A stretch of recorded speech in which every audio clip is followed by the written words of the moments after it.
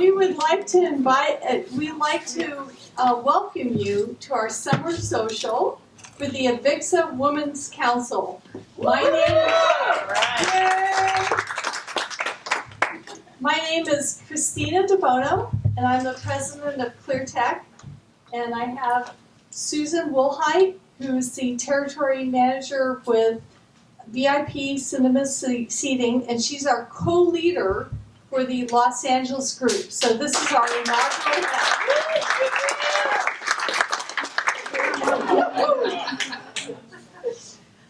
First, I'd love to thank Katie McFadden and her gracious team for hosting this event at the Tournament House, which is the home of the Rose Parade and the Tournament of Roses. Yes,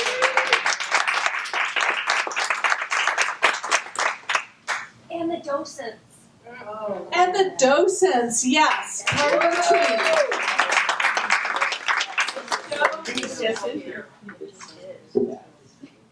I would like to thank the Pasadena Celebrates 2020 and Villa Gardens, a Front Porch retirement community who's been instrumental in organizing this event, hosting the catering, and actually setting up this location.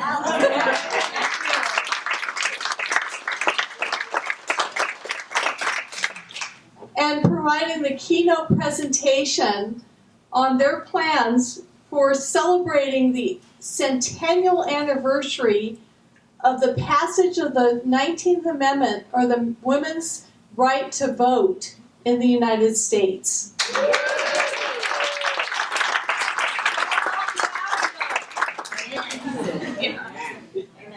I would like to thank other members of our planning committee for the Los Angeles group, Jenna Keever with ClearTech, and Elizabeth Paradisian from the Pacific group.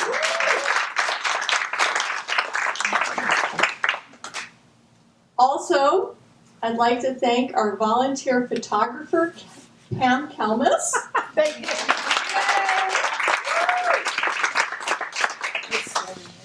And Kyle Keever, do you know his last name?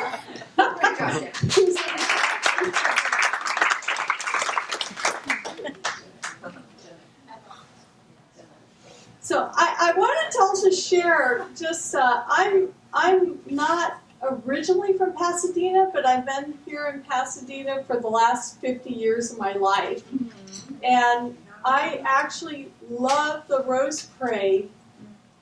We host, with the Boy Scouts, a Rose Parade site that's like a wedding production now, that's literally 100 yards from this location, where we host over 300 guests from the Valley Hunt Club, who was the founder of the Rose Parade, and they come to our site. So this has real meaning to me personally, and this event tonight has meaning in many different ways. I'm so proud to be part of the Women's Council for our industry, and I'm so proud that we're starting the Los Angeles group of the Women's Council for Avixa with Susan.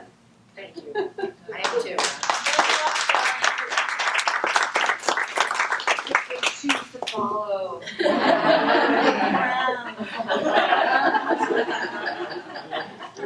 I would like to ask Corey Schaefer, who's the founder of the Avixa Women's Council, to join me in sharing her inspiration and vision for this council. She's the one who came up with this in the first place. Corey is the director of Strategic Industrial Relations QSC. She's the co-founder. Most of you know Corey, but for those who you don't know Corey, she's the co-founder of Listen Technologies, who's a leading also audio manufacturer in our industry. And she served two terms in the Avixa Board of Directors, and is the co-leader of the Orange County Avixa Women's Council. So, Corey, I want to hear your inspiration behind all this. Those shoes are really love it. So, walking into this room, I have to just tell you, I'm like wowed. I'm wowed because it's such an amazing venue, and I know it was the draw, and the organization was amazing. So I just want to make a few corrections. I didn't found the Avixa Women's Council, but I did bring it local. Okay, so it really started with the Avixa Women's Council, starting as a breakfast at the trade show, at the InfoComm trade show. And it actually started in 2013. And so, walking into that room and seeing the women in the industry and the presentations and networking and having that experience was, for me, just so great because, they're just not, as we know, there's just not enough women in tech. So I had some life changes in 2015, I would say, and I I left a company that I founded. I'd been there 18 years. I was in a bit of a transition, just lots going on. I moved into this other company, and I just thought, what I really need is I need to find, as Brandy would call it, my AV tribe. I want to find my tribe. I want to find my community, and I think that's very common, really, for women. And we want to, I was just looking for that connection and looking for people that could inspire me or I could inspire, and people that are in leadership roles where we could really uplift each other. And I just thought back to the breakfast that was always done at the trade show. And I just thought, why are we doing this local? And one could sit and think, yeah, why doesn't Avixa just do it local? What's wrong with Avixa? They should be doing this. But then, I just decided, I didn't ask anyone. I didn't ask Avixa. I looked in the mirror and I just went, if I want it in Southern California, why don't I just do it? So I called up a friend at RP Visual. I just said, hey, I'm new at this company, so I don't really know how they're going to feel about serving, wine and having, etc. So, but here's what I'm looking to do. And immediately they volunteered their space. So we held our first meeting, and that was February of 2016. And so now we've had ongoing meetings. So really what I was looking for was connection and inspiration and leadership and just that community that you have this comfort in that will help you learn and grow. And what I've gotten out of it is so much more than I've put into it, because if you're in business and you're trying to get into an account and you think about the room that you're in and, gee, I bet Susan has a connection over there because, et cetera, you call her up and say, hey, can you make some introductions? And just the community, it has worked. And so my vision really is that these groups are local everywhere and everyone gets the connection, inspiration, and leadership out of it. But what I really want, I would love to exit the industry without this being a topic. That's really the vision. That's right. So, Where we matter but don't really matter. right, so where it's just not an issue where we have to have a women of Avixa, right? That it's just, we have a seat at every table. Yes. That we are over 50, we should be 51%. And we're not right? there yet. We're that in the voting, but we're that over that in the voting. Right. So there's still work to be done, but I'm telling you, I'm sick of talking about it.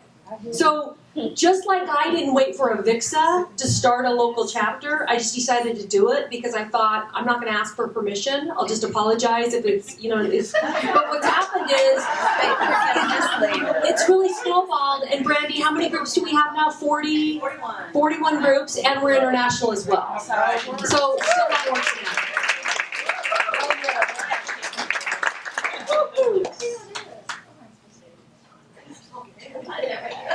So Avixa offers several programs and resources in support of women in the audiovisual industry. These range from career development, alliances, mentor and peer-to-peer programs, STEM outreach, and job listings.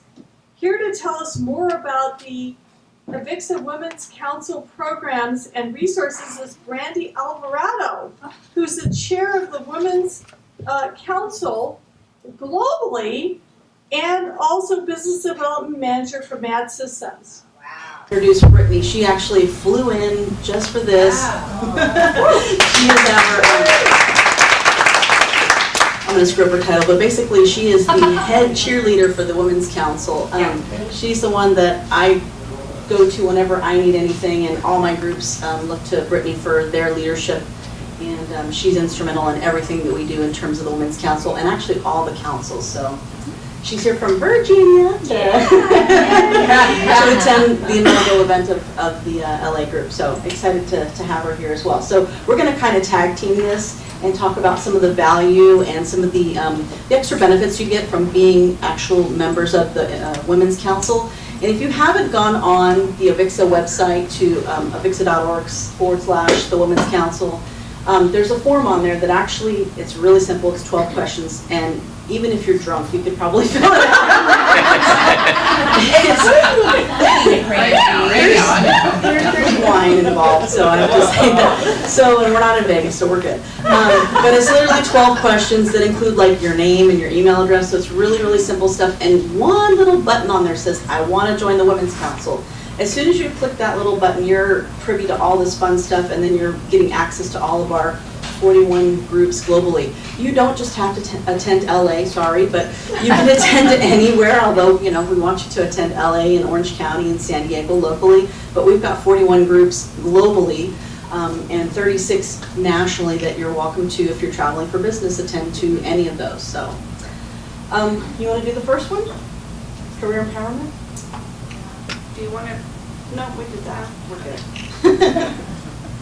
All right, so everything we're talking about right now, Career Empowerment Alliances, Women's Council, Mentor Program, Peer-to-Peer Program, I oversee all of those. So like Brandy kind of mentioned, we have 9 councils. The Women's Council is our largest. We actually have over 500 members now. And we had 76 sign up for the council just at the show. So it has taken off. It's been amazing. Most active council. The most active council, absolutely. Highest engagement percentage, which is a metric we track at Avixa. So I have the amazing pleasure of overseeing all of this and kind of, like Brandy said, being the cheerleader. And one of the pleasures of my job is being able to come here to our local groups, especially when it's a first one, because this is the start of an amazing group. Where you can come together and you can network and you're building a community together. So very excited to be here, and thank you for having me. Our Career Empowerment Alliances are something really special for our Women's Council. So these are small groups that meet virtually once a month, and it's only women, and the great thing about these groups is no company is represented twice. And the reason that is it gives you the comfort and safety to be able to speak to what you're experiencing in your professional life without fear of retribution or any competition. Yeah, exactly. So you can speak to freely, you know, what you're facing and seek guidance from those who might have been through a similar situation or maybe going through a situation that's similar. And you can come together and build a network of trust. So very excited about these. They operate outside of Avixa, being a part of those, so we get you started, but from there you take it on and you talk about whatever topics you want to talk about. You watch videos, you read books, you read articles together as a group and talk about those and talk about the challenges and opportunities you're seeing. So that's a great way to build really tight-knit relationships within our industry, which is something women need in our industry. So very, very excited about these. Anything we talk about here in the next couple of minutes, you can reach out to me. You can come to me after we're done here with the presentation. I'll give you my card and we can get you signed up right away and get you connected. And then the next thing that's, it's actually just special, not necessarily just to the Women's Council, anybody can do this one, you definitely have to be a member though, is our mentoring or peer-to-peer program. We started this back in January and we sort of relaunched it at the beginning of the year with these great opportunities to match you. So you can either come to the table and say, I want to come in with Corey Schaefer and she's my mentor and I'm her mentee or vice versa. Or you can be matched up with somebody, which is really kind of a unique situation. So think of it as kind of, mentor online dating, if you will. Yeah. But it's a great way to grow your professional career. And again, like the Career Empowerment Alliances, it's a safe sounding board. It's a way to, enrich your personal and professional attributes in your career. So I definitely think this is something that a lot of people would get a lot of value out. Bigger companies have mentoring programs, so this is really something that smaller enterprise type companies should really look into and tap into it, and something that you as an individual can reach out to us and get matched up, like I said.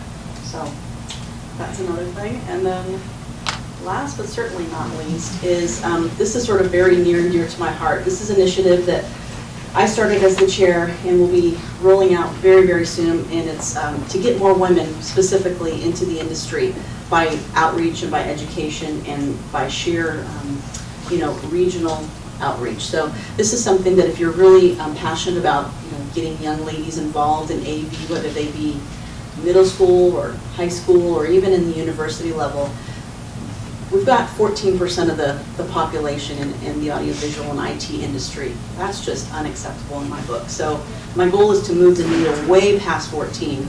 And this is really one of the ways that we're going to make that happen is through these STEM outreach programs. So be on the lookout. If you're really interested, let us know, and we can get you signed up to help us when we get committees and what have you formulated. And I do want to speak to our peer-to-peer programs. So like I mentioned, our CEAs, those are specifically for women in the industry. Our peer-to-peer groups follow the exact same model, but they're open to all. And there was so much of a desire for more than just our women to be a part of groups like this, to be able to build that network and community of trust and professional development. So we started our peer-to-peer groups this year.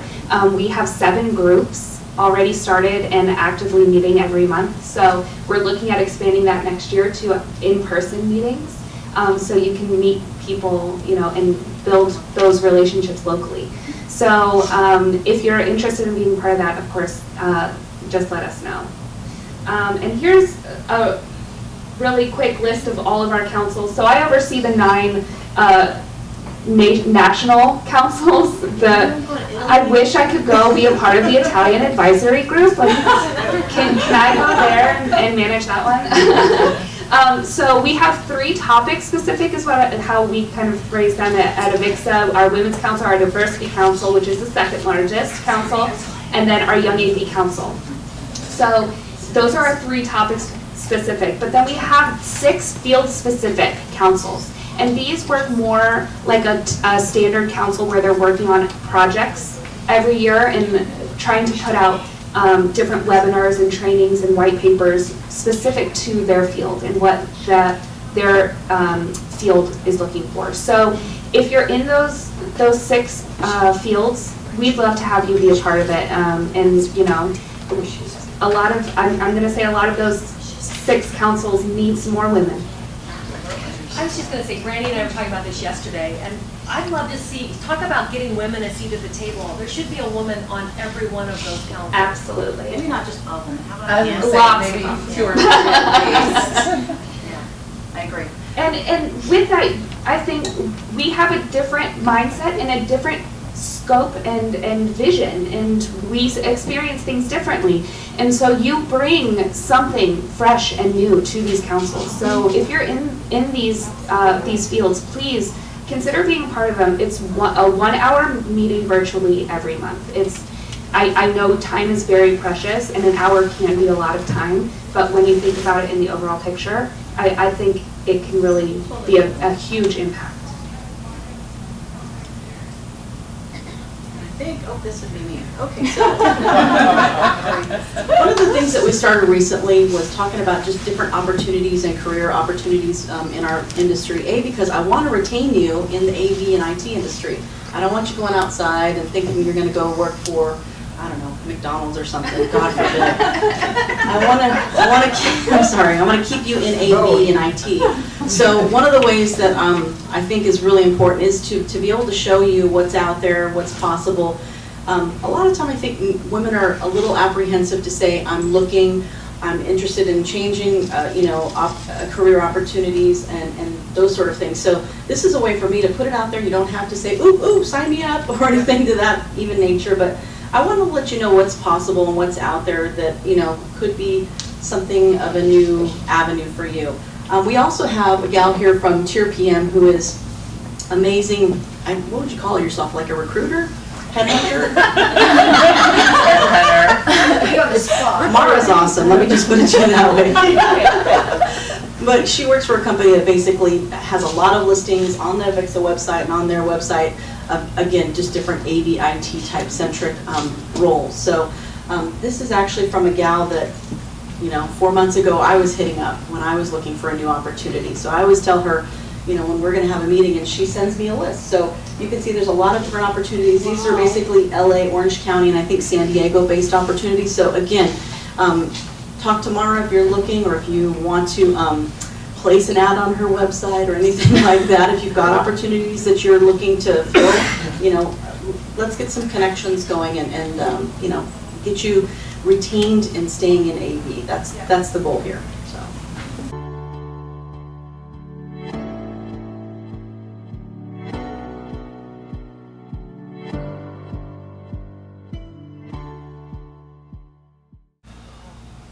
Years of Hope, Years of Courage is the theme for the Rose Parade Float planned for January 1st, 2020, which is coming right up, to kick off a year of celebrations for this landmark anniversary. Nan Johnson is the founding member, president of the Friends of Women's Rights National Historic Park. Nan was an adjunct professor of political science at the University of Rochester, initiating courses in women's in politics and women's in the law. She also served as special assistant to the dean and founding director of the Susan B. Anthony Center. As a member of the Monroe legislature for 20 years, Nan served as a majority leader, chair of human resources, and chair 75 celebration of the 75th anniversary of the women's suffrage movement.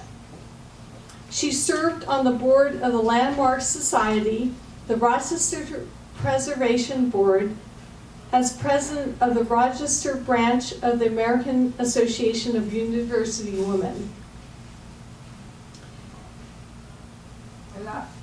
So without further ado, I want to introduce Nan, who's going to give us our keynote presentation on Pasadena Celebrates 2020.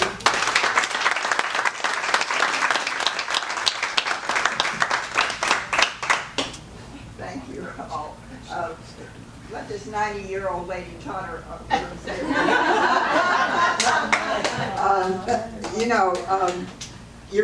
All of what you've been saying, and you particularly, and all of you, is music to my ears, because you're looking at a politician, and you're a raging feminist. I know I can play the other part, very well, but that's what you're looking at right here.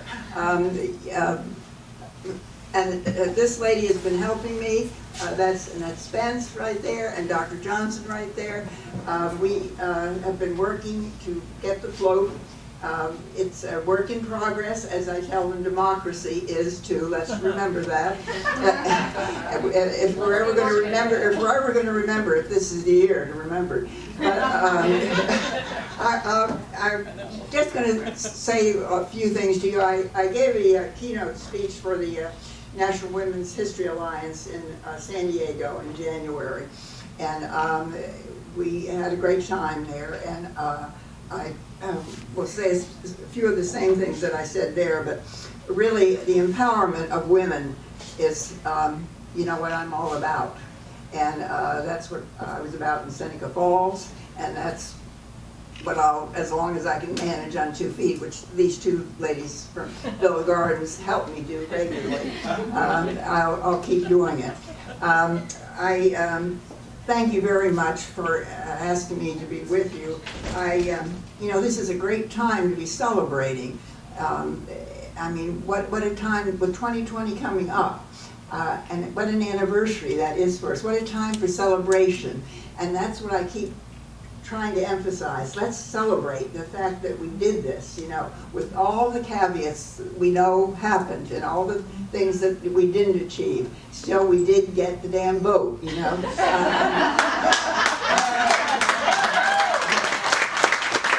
if we didn't have that, just think about it, you know. If you didn't have the vote, we'd still be struggling a lot more for any of these other things that we got going if we didn't have that vote.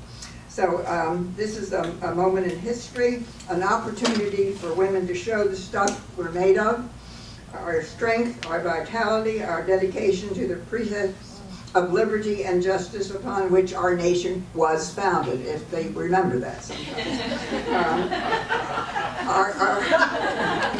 Our ability to combine those values of understanding and compassion. And I was thinking, that's what women do when they come to groups. They bring one another together.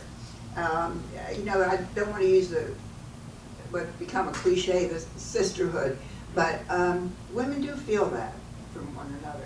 And you really can empower. I'm working with a group here that I got in touch with called the Adelante Alliance, which works with young women also. And it's inspiring to be around them. They start with fifth graders going. And everybody said, you need some help. And I agreed. And so they sent me a wonderful young woman to help me just with getting things out, raising money for the float, for one thing. And they're a wonderful group. And as there's so many groups that have been here and responded to me in such an amazing way. So I want to tell you about one of my very favorite quotes from Elizabeth Cady Stanton, who was the most important and radical, don't forget radical, she wrote the Bible, you know. Radical theorist of the women's movement. She spoke to a gathering of an International Council of Women. She was 72 years old at the time. And it was 40 years after Seneca Falls Convention, and she presented a document which still resonates, and this is one of my favorite documents in the world. It's called the Declaration of Sentiments, and it starts out based on the Declaration of Independence. In the famous second narrative, Stanton wrote, "We hold these truths to be self-evident that all men and women are created equal." That's what the Declaration of Sentiments says, and it's a wonderful document, and we're going to have it displayed somewhere on that float, I can assure you. And Stanton went on to say, thus far, and this is another favorite of mine, I'll bore you with all of these, but thus far women have been the mere echoes of man. Our laws, constitutions, our creeds and codes, the customs of social life are all masculine. The true woman is yet a dream of the future, and you all are that future, and you're fulfilling that dream for my generation. Now I'll get real emotional for you.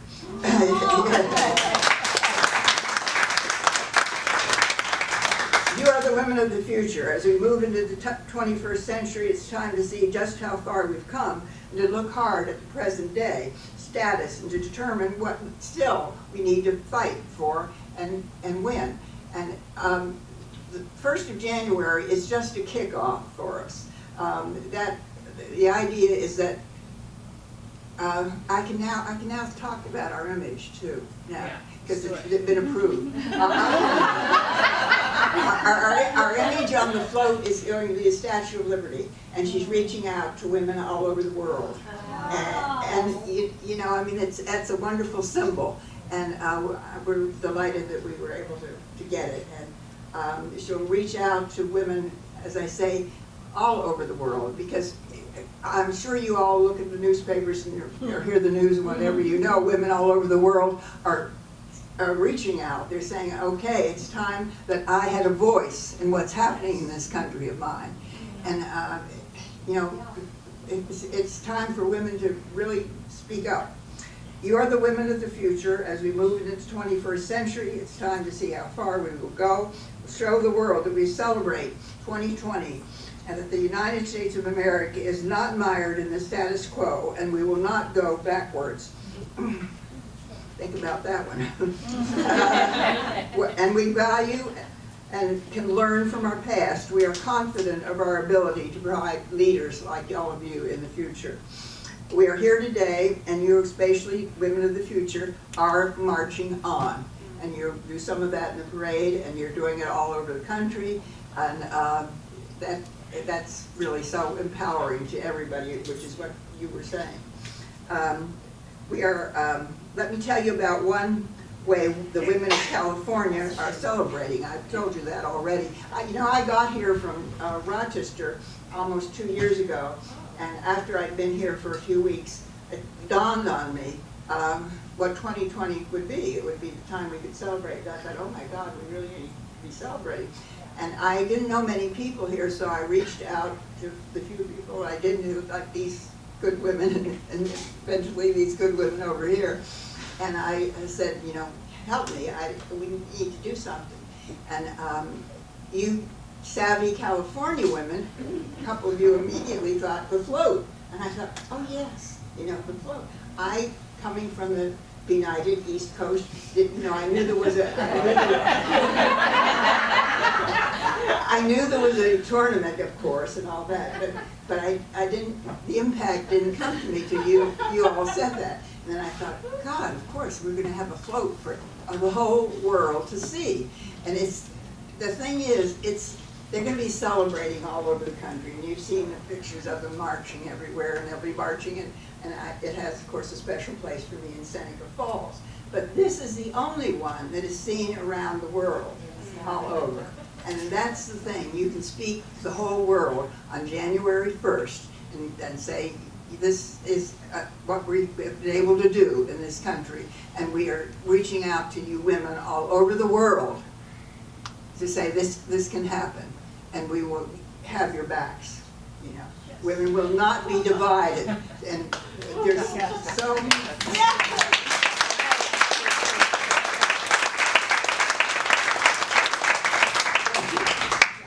Pasadena 2020 seeks an opportunity to join with women and men in every state.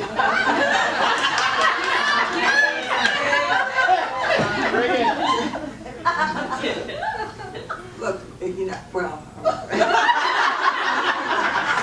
It's okay, I promise Whit can handle it. I'm sure he can too. I have 9 sisters. Congratulations. Wonderful. Yeah. They beat me. We will work together to try and dedicate ourselves to the words of the 19th Amendment and the place in the Constitution. And I'll tell you that we did get our application for the float did get accepted. And, yeah, we had a lot of crossed fingers, I'll tell you on that. But the tournament, the present president of the tournament is Laura Farber, so we had a woman president there, and she really, wanted this to happen, and they were so supportive of us right from the beginning, and that was just a great help.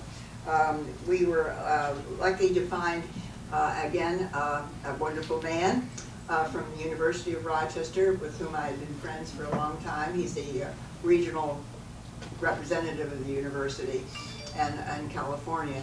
And before I moved here, my daughter, one of the reasons I'm here, of course, my son and daughter live here.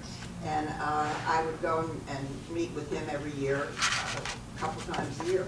And he said to me when he started talking about this, well, I'm a member of the tournament. And he said, and then I thought, what? He said, I'm a white suitor. Yeah. And of course, I immediately thought it's a hospital. But he said no, so he made the introduction for me. And that was the start of the whole thing. And I got to meet Laura and Donnie, you were with me at that time. And we they said how much it would cost. And Kyle and I are sitting in the front seat, and Don leans the back and said 200,000, 300,000. and Donnie was looking a little strict, and Kyle and I looked at one another and said, you know, for heaven's sake, that's not that much money.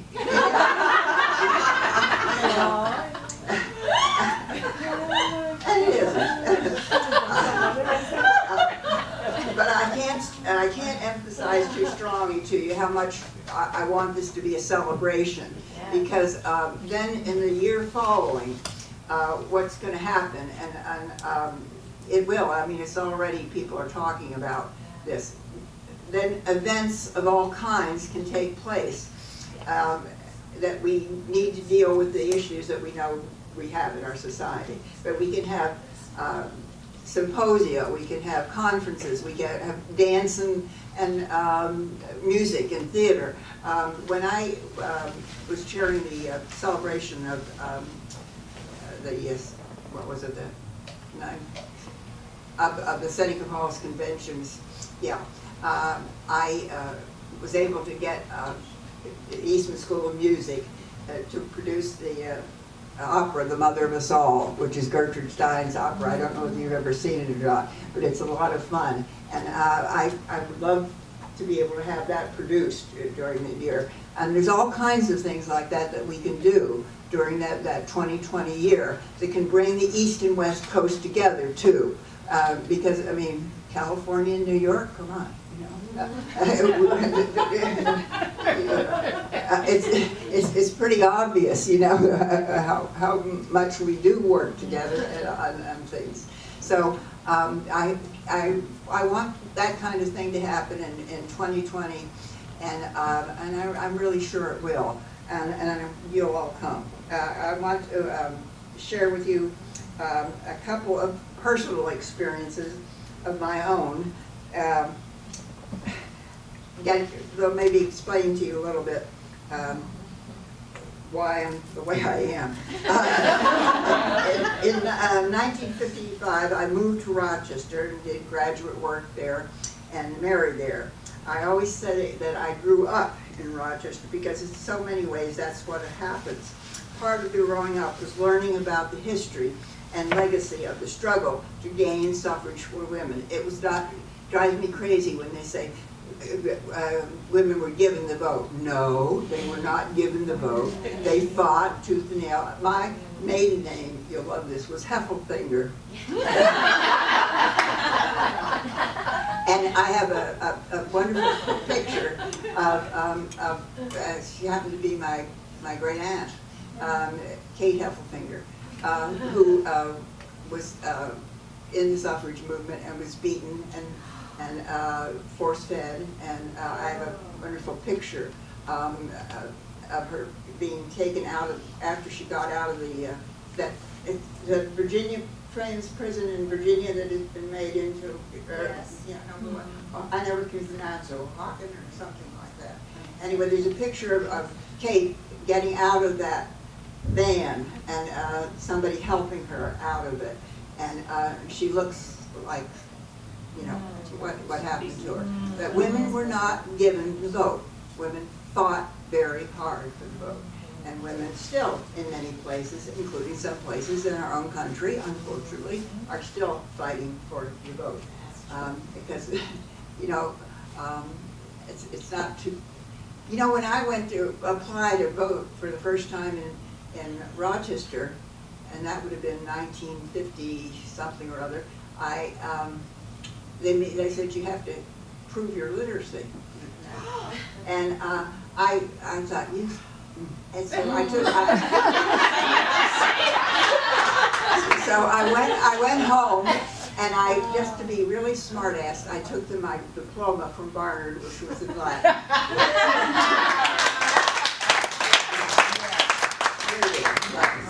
You read it if you care. So I got to Rochester, and I never knew this real story of what happened there. But by being exposed to that history, I had the opportunity to learn about the ties between those working for abolition and suffrage, like Frederick Douglass, and the legendary Moses of her people, Harriet Tubman, whose house still stands in Auburn, New York, a little town in upstate, who spoke thus of women's heroism in the battlefield. She was talking about women working in the battlefields of the Civil War. And she said, women there bind up their wounds and tend them through the weary months of suffering. If those deeds do not place women in a man's equal, what do? She said. And that's one of her favorite statements. My voyage of discovery led me 50 miles south after I met my husband on the campus at the University of Rochester. And during our time together, we lived abroad twice in England. He was working on a Guggenheim one year, and I had 2 little children. And I was what they then said, working. I was working not outside the home. I was working, but not outside the home. One never works at home. You know, you just work outside the home. But I had finished and defended my master's degree at the university and previously taught American and comparative government at the night school. I turned 40 when we got to London the first time, and I thought to myself, I deserve a nice present. I'm 40 years old, I should get myself a nice present. So I took the train to London, and I went, it was about 30 miles away, and I went to, maybe some of you know the store, the high-end store Aquascutum, you heard, in London, and I took myself into Aquascutum, and I really apologize for this now, but I got a wonderful beige coat with, I apologize, a wonderful big raccoon collar. And England at that time had one of the early credit cards, a Barclay card, which was one of the first, and I had a Barclay card with me. So I handed it to the gentleman for this, and he went out and came back in a little while, and he said, in that wonderful way, polite way that only the British can do, he said, Madam, we need your husband's agreement for this transaction. You can imagine how that went over. I stormed out of the store and down to the little bank in Old Coulsdon, and I said, I want to see the bank manager. And then they said, yes, Mrs. Johnson. And he said to me, right, oh, Mrs. Johnson, you'll have your own card, of course. There's no problem about that. So, all right. So the next day I went in and to the bar, and they took my card and bought me the coat. And I thought, well, that's fine. But the point is, it took court action to actually get women their own credit. We didn't have credit of our own. It was your husband's credit. Why they accepted my card was because I had his credit card. It wasn't my own credit. We had to get court action and legislation in order for women to be able to build their own credit. I mean, it wasn't something that was just given to us. I did not have one. It wasn't until 1984, we're teaching women in the law at the University of Rochester. I taught the case Frontiero versus Richardson in 1973 case. Those of you who are groupies for Ruth Bader Ginsburg know that she was the attorney on that case.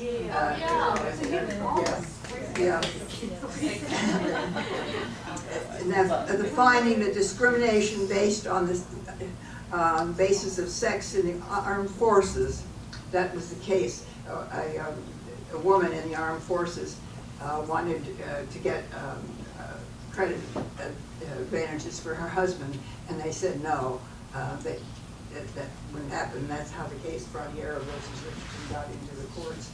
And that for the sole purpose of achieving administrative convenience. But the court declined to grant such discrimination protection under strict scrutiny. I don't want to get too legalistic for you, but the strict scrutiny standard used in race, alienage, and national origin cases did not find sex as a suspect classification like race. So it took a while. We had to get some more legislation. It took legislation by Congress with the Equal Credit Opportunity Act of 1974 And this could only happen because Congress passed Title VII of the Civil Rights Act in 1964, and they built on that. And that's how we got to have equal credit funding. The history of that legislation stands out for many reasons, but one that stands out particularly for me, and it's a group of Southern congressmen added a clause to the amendment to the whole thing, and they said, let's include women in this kind of thing. And what they were betting on is that would be so outrageous to all the men that they wouldn't vote for it. The original bill added sex to race, color, religion, and national origin as a criterion for employment proposed on the last day of the debate on the bill. It was proposed by Representative Howard Smith of Virginia for the purpose of blocking the entire act. But the ploy failed. They miscalculated, or they couldn't count. And the bill passed and is today still a powerful, far from perfect tool to prevent sex discrimination in the workplace. And I can tell you, as when I was majority leader in the legislature, counting is very important if you go into politics. You need to be able and then you think you have the vote, and then you hear them going down behind you. What? What? Fred, what were you doing? So if you go into politics, do be able to count.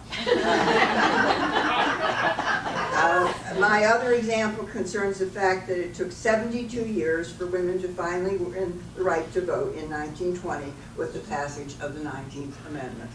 And it is still a work in progress. In my Women in the Law course, in my Women in the Law course, we were discussing the case of the United States of America versus Susan B. Anthony.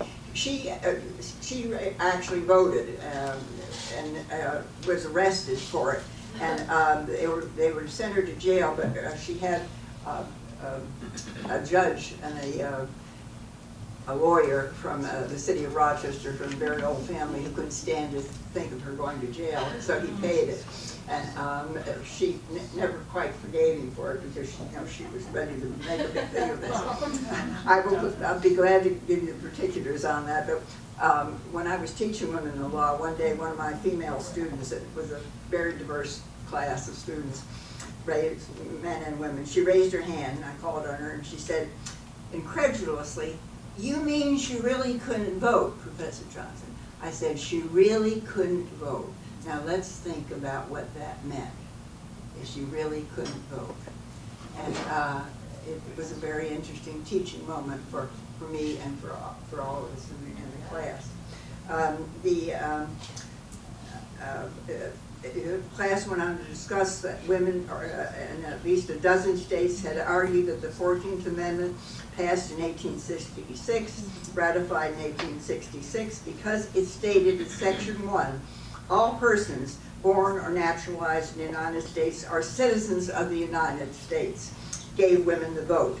But Section 2, and this was the first time in the word, Section 2 inserted the word male, adding the representatives of the states be appointed in some cases of crime to be denied to any male inhabitant of the state being 21 years. So what they're doing is changing the law, really, and putting male into the Constitution for the first time. And then it went back and said, okay, that means that women aren't included. If it puts male in there, then it means women aren't included. So that's what we had to counteract. For 72 years, from Stanton's Declaration of Sentiments in 1848 in Seneca Falls, and we celebrate that every year in Seneca Falls. It's a great celebration. Women were denied the vote and fought and argued, compromised, marched, were beaten, force-fed, and won that vote. Winning the vote did not solve all the problems. Women are forced to gain equal rights, including equal education in the professions, and we all know about that. Did you know that it wasn't until 1975 that the American Bar Association accepted women as members? Wow.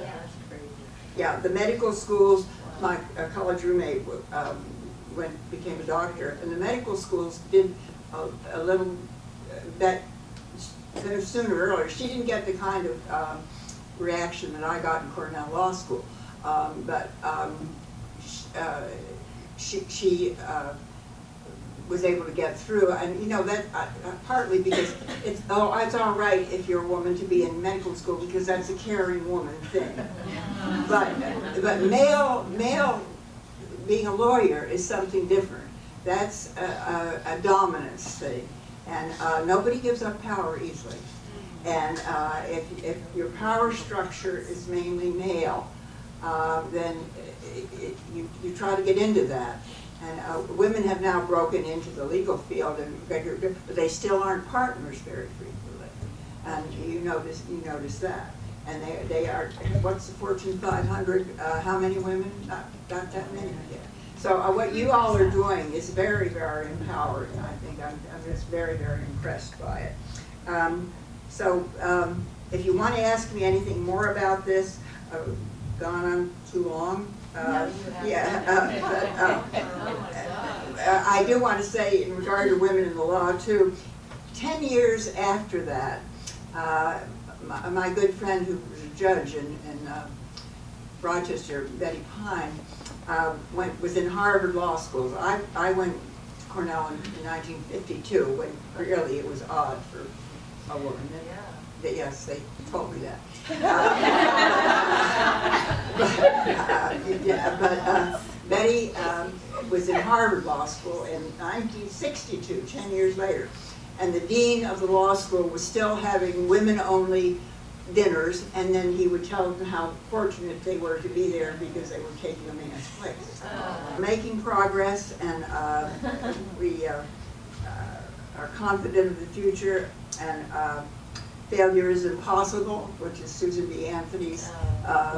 We're going to put that on the float too. We're going to celebrate together, and we're going to march and move forward together, and we hope you all will join us. And I'll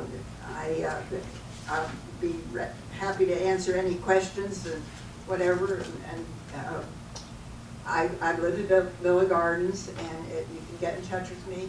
I have a. Do I have? No, I don't do Facebook or.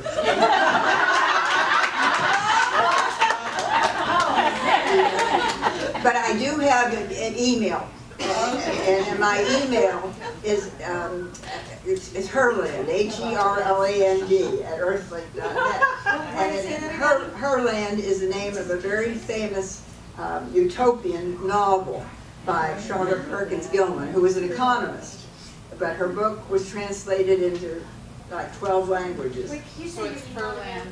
Herland, HERLAND at earthlink.net, and that's my my email. It's been my email forever.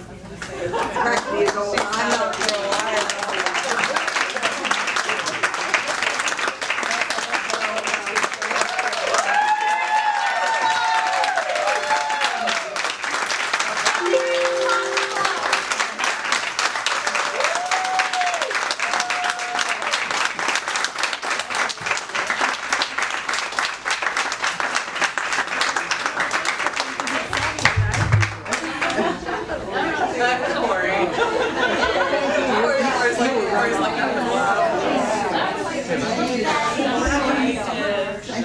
When I met Nan, Doneen is going to tell you more about this, but when I met Nan and we talked about Pasadena Celebrates 2020, after the end of the meeting I said, "You are my role model. You are who I aspire to be." So I want to introduce you to Doneen Lawrence. She is our sponsor for the event tonight. She's the managing. No.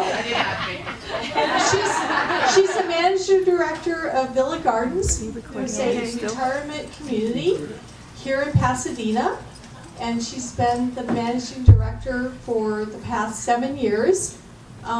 she has made Pasadena her new home, and she's fallen in love with the Rose Parade. And as her side job, she's become part of the executive team of Pasadena Celebrates 2020, and is part of the fundraising team. And I wanted to have her tell you a little bit more about how you can get involved with this, which we think is a very, very important, very significant thing for people, for women around the world, not only for the right to vote, but for struggling to get equal rights. So, take it away, Domine. How do you follow Nan Johnson? I know. Yeah, Nan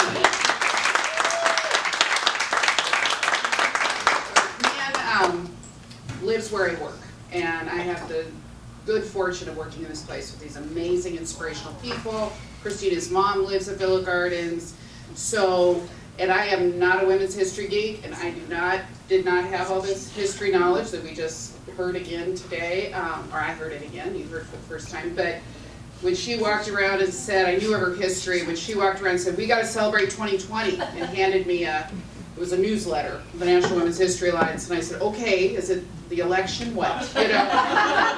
That too. But I did, but followed her lead, and she gathered about, I want to tell you just a little bit about this group so you understand, because then I'll give you the ask. But it was 8 people sitting in a room at Villa Gardens going, how are we going to celebrate this? And talking about things through the year that we might do. And when the float came up, sure, let's do it. And then in October, I came to the meeting. She's right. That's funny because I didn't remember that part of the story. We met in this room with Laura Farber, the first Latino woman president of the tournament. First time, maybe second time I've been in this house.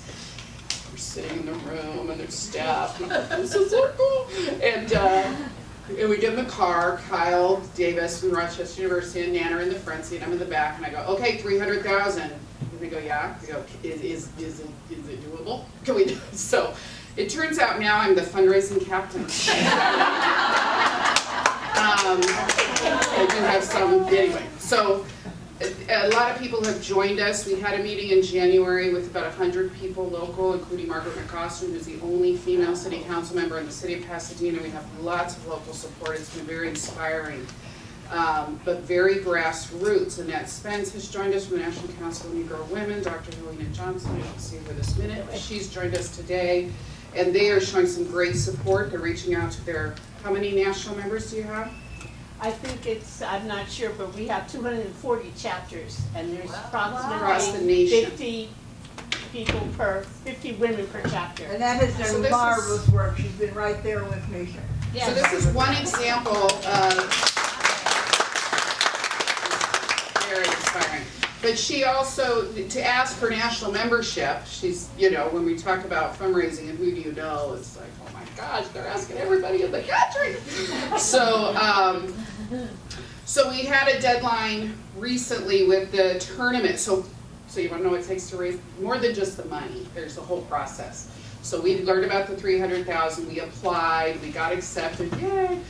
And then we got to raise $300,000. So that was around March. We started fundraising. Very grassroots. We have a website. We have social media. We created sponsor packets. All this is on your table if you're interested. And we raised about $85,000. We needed to get to a halfway point by 2 weeks ago, right? A week ago? 2 weeks ago. And we were not there. But the momentum picked up big time. All of a sudden we've got interest from different groups. So we decided to submit a report to the tournament and say we think we can get this anyway. And we've kind of been sitting tight. And 2 days ago, somebody, I still don't know exactly where she saw us from, but a woman, local woman, reached out to her daughter who works for Fidelity Investments, and Fidelity is giving us a check for $75,000.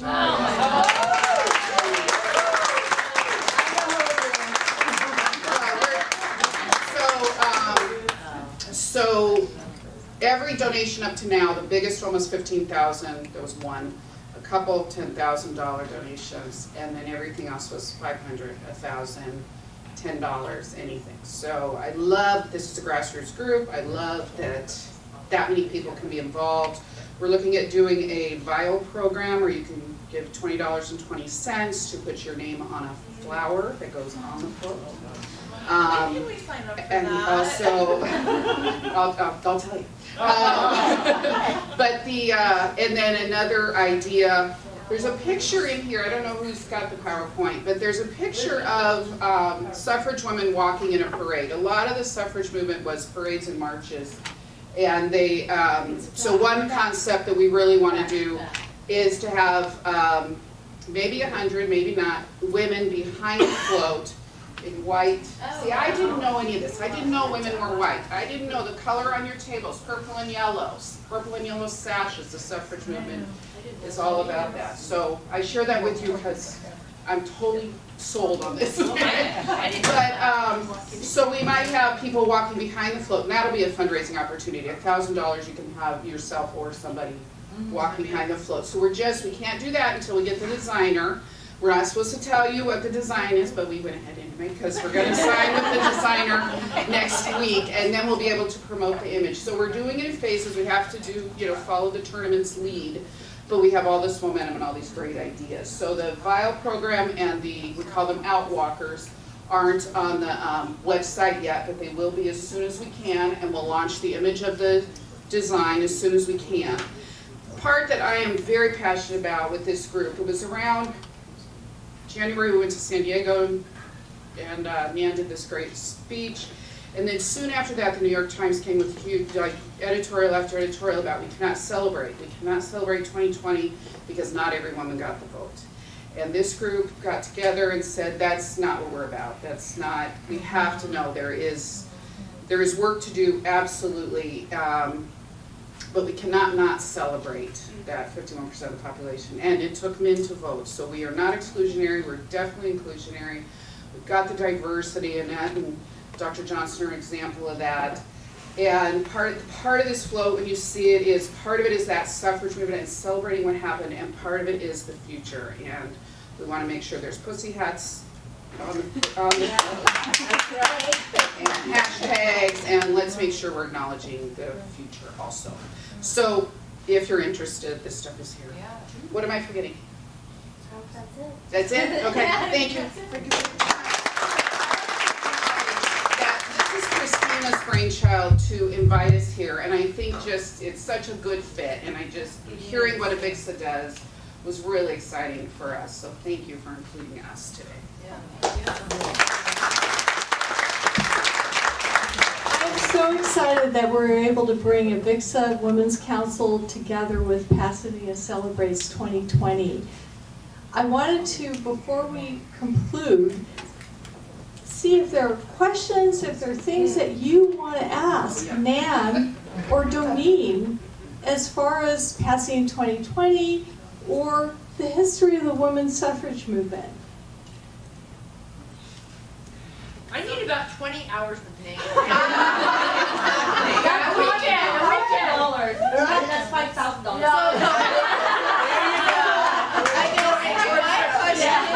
My question is Nan, what is your mileage restriction on traveling? Because there's all kinds of places I can think of Honey, that you should go. I know, and I am, I'll be 90, not too far, and I'm pretty, good, but I realize, and I realize today, that, and so is Lizette Villalobos, who's my helper from the Adelante, and I couldn't do it without them, and I know because I get excited and then my blood pressure goes up. Everybody gets really upset, So, and I do have a 93-year-old husband at home. That can get your blood pressure up.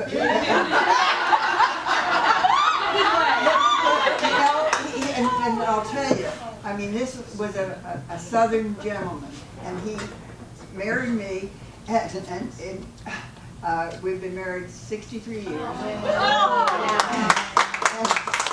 and he was willing to put up with having my picture in the paper all the time, and, which, it's not easy for everybody. It wasn't easy for me, I'll tell you, but, so I get him good. I have a son that I think walks on water, and a son-in-law that I feel that way about, and of course, a marvelous daughter.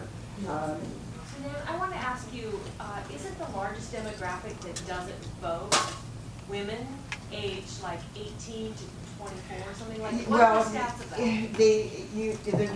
The non-voting groups are particularly young people, yes, and young women and men, and we really do need to work on that, and that's why I'm so high on the Adelante too.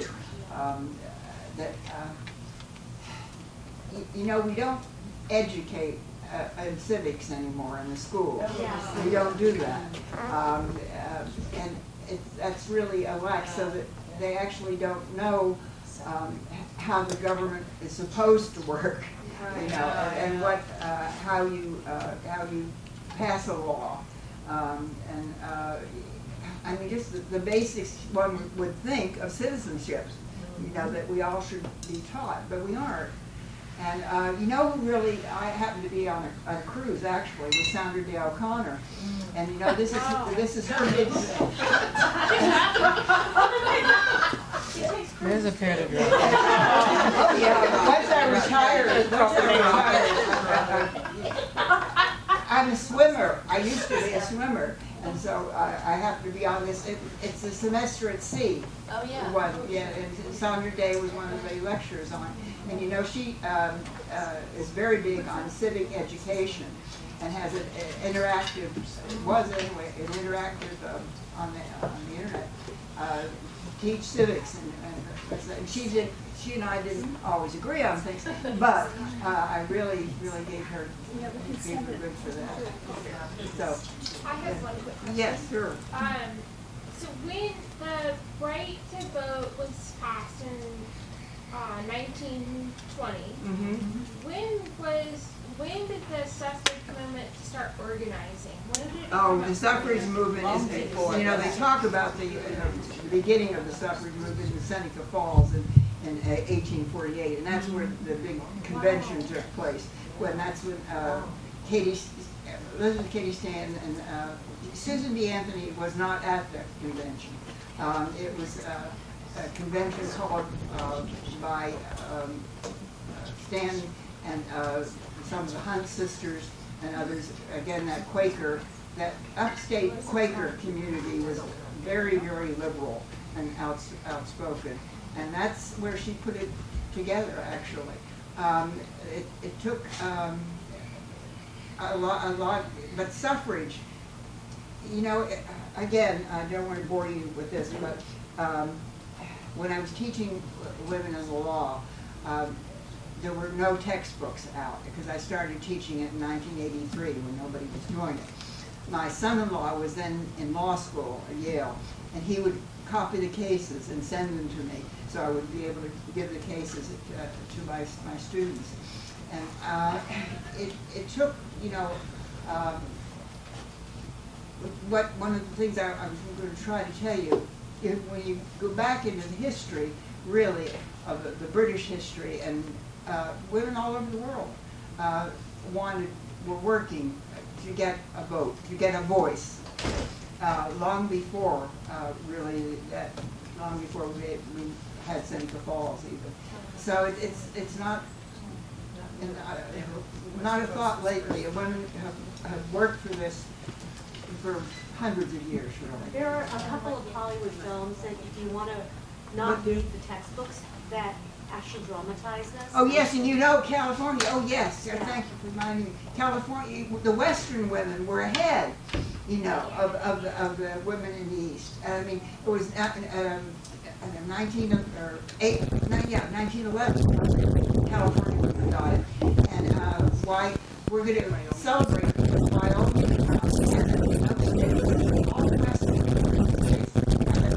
maybe that's because they were pioneers, and they were needed, and so the men couldn't dominate them to the extent that they did know, the polling place was no place for me.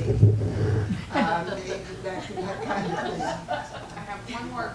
Okay, so Doneen. Talk to Dr. Johnson. She's doing a campaign where it's $50 donation, and they want somebody on their floats. We could fit, we think, we haven't finalized the design, but maybe 20 people. But my team would hurt me if I didn't mention, because you are all such capable business women, that at this point now we need more volunteers. We need team leaders. Oh, we Take really your do, executive people. skills. We need a publicity chair. Look at this. This is our story right here. We need somebody to help us get her story out to the national and local outlets. This is too important to not have the publicity behind us. We could have a float down the street on the 1st, but I just think that's the really missing piece on our team right now. We do have social media, but we don't have those masters of social media that we I know really you need. all can provide.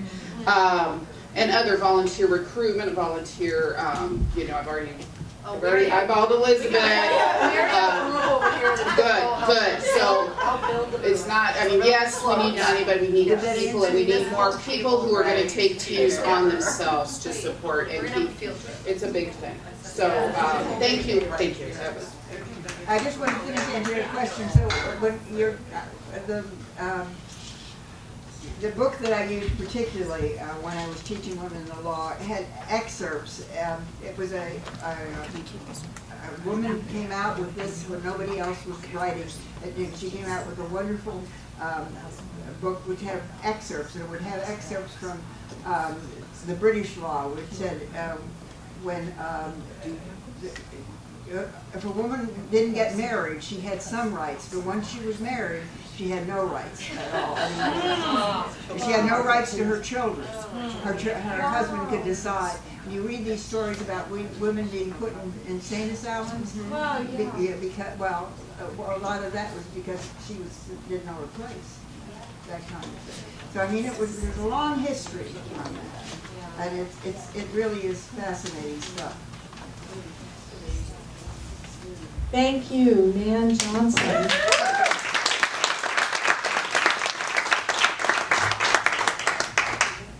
I want to thank everyone for joining us for this incredible celebration and our inaugural event for the Los Angeles group.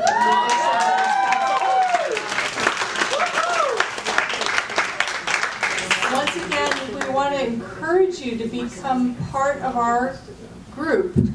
And once again, we are going to be having our planning lunch in a week from now. So if you are interested, and even if you can't make our planning lunch next week, but you're really interested in getting involved, please let us know, because we need your help. And to conclude this, we want to have a raffle. Oh, I'm sorry, Susan reminded me. She's going to tell you about social media. Real quick, I see everybody has a phone in here and everybody's taking a picture, so that you take a picture of this slide because you've taken about 50 shots of Nan. We need to promote her, okay? So please follow Women of Avixa, you know, on Twitter, LinkedIn, Facebook. And don't forget Instagram, because we just started. Yep, and don't forget Instagram. You know, and LinkedIn, they actually have their own page, and so you guys can connect with other people in other cities also. But this is a great way for when you hashtag it, you can also promote Pasadena 2020. It's much more photogenic than I am, really. So I'll put a challenge out there. Maybe part of our planning committee will be, how can we support the Pasadena Celebrates 2020 for this upcoming Rose Parade? So thank you. We're gonna have a little raffle here. Last call. Anybody want to put their card Anyone in? who hasn't put their business card in, please put your business card. Did you get your card in? Everybody get their card in?